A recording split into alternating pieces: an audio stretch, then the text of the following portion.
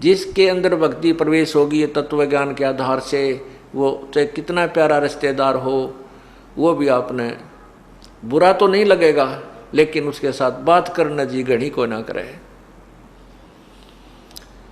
ज्यादा समय तक उससे आप बात नहीं कर सकते, क्योंकि उसके अंदर जो बात निकलेंगी वो आपको स्वीकार्य नहीं होती, आपकी और उसकी तालमेल मिले को नहीं। आप चाहोगे कोई भक्ति की चर्चा करे, वो उठा के लाओगा, मेरा लड़का न्यू हो गया, उस लड़का ने उसके इतने नंबर आ गए, इबका उसको वहाँ दाखिला दिवाऊंगा, एक बात क्या रट्टा 1 घंटे तक लगा रहे। अब उस रिश्तेदार को ये भी नहीं कहा जा सकता भाई तू चला जा यहाँ से, वो तो 1 दिन रुक गया, 2 दिन उसकी मौज है। लेकिन अब आप उसकी पहले की तरह सुर में सुर नहीं मिला सकते।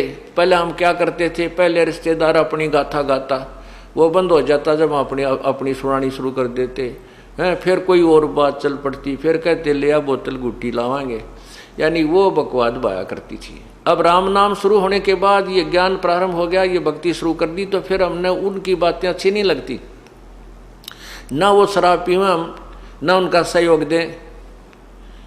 पहले तो वो रिश्तेदार कुछ देर तक ऐसे बातें लगाएगा, फिर जब आप समझ जाओगे कि यो मेरी बात सुनता नहीं, उसके लिए क्या तरीका है उस रिश्तेदार को चुप कराने का, भगवान की चर्चा शुरू कर दे।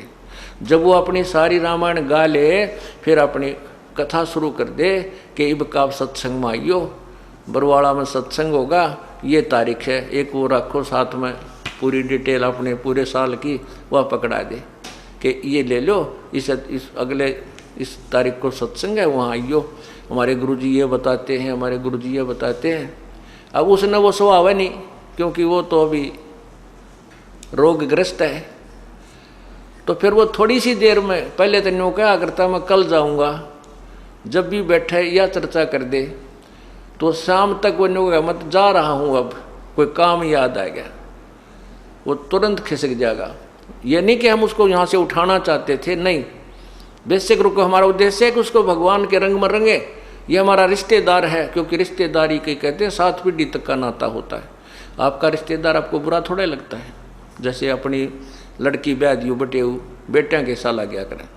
अब उसको हम नहीं चाहते कि वो भाग जा, हम चाहते हैं राम नाम पर लाग जा, लेकिन वो राम नाम पर लागे नहीं तो हमारी भक्ति में बाधा करेगा, और बैठ कर बकवादा करेगा के मन के मन। तो उसके लिए ये राम नाम एक ऑल आउट का काम करेगा, जिस तरह मच्छर का कराया करें। जब वो रह गया उसमें तो उसका भक्ति असर करेगी, वो जरूर शरण में आओगा और अच्छे कर्म करेगा। और जब वो भक्ति पे लागण का नहीं होगा तो ऑल आउट उसको बाहर कर देगी, चला जाएगा। ठीक है, बुरा फिर भी नहीं लगता, लेकिन ये जरूर ज्ञान है कि राम नाम पर नहीं लगता, ये दुख बहुत पावेगा। परमात्मा की भक्ति बिना कोई जीव आज तक सुखी नहीं हुआ और ना ही होगा। ठीक है, जिसके पूर्व जन्म के पुण्य चल रहे हैं, जब तक उसके तो उसको कोई दिक्कत नहीं आती। जैसे बसंत ऋतु होती है, बसंत ऋतु के अंदर ना गर्मी होती है ना सर्दी होती है। तो वो बसंत ऋतु जो है उसमें यदि व्यक्ति बगैर मकान बनाए और बगैर किसी मोटे पतले वस्त्र के, अगर सिंपल से वस्त्र में भी बाहर लेट रहा है, वहीं खाना बना रहा है, वहीं रह रहा है, तो वो ये सोचता है कि मैं बिल्कुल ठीक हूँ। और दूसरों कोई कहता है कि भाई कोई मकान बना ले, कोई झोंपड़ी डाल ले, आंधी आवेगी, तूफान आवेगी, वर्षा आवेगी, गर्मी आवेगी, सर्दी सतावेगी। यदि वो व्यक्ति नहीं मानता है तो फिर वो दुख पाएगा। और फिर जब वो सर्दी और गर्मी का मौसम शुरू होगा, उसको वो सब यातनाएं होंगी। इसी प्रकार जिन प्राणियों के आज पुण्य चल रहे हैं, उनके पास कार भी है, कोठी भी है, बढ़िया उनकी अच्छी नौकरी है, कोई राजा बना है, कोई मंत्री बना है, कोई कुछ बना है, उनको हम कहते हैं भाई राम नाम की झोपड़ी डाल ले, ये बसंत का मौसम सदा नहीं रहेगा, ये पुण्य कर्मों रूपी बसंत सदा नहीं रहेगा, ये पाप रूपी कर्मों की गर्मी भी आवेगी जेठ की, और उस समय तुझे लेने के देने पड़ेंगे। तो वो नहीं मानता है तो उसका वो कष्ट उठाना ही पड़ेगा। ठीक इसी प्रकार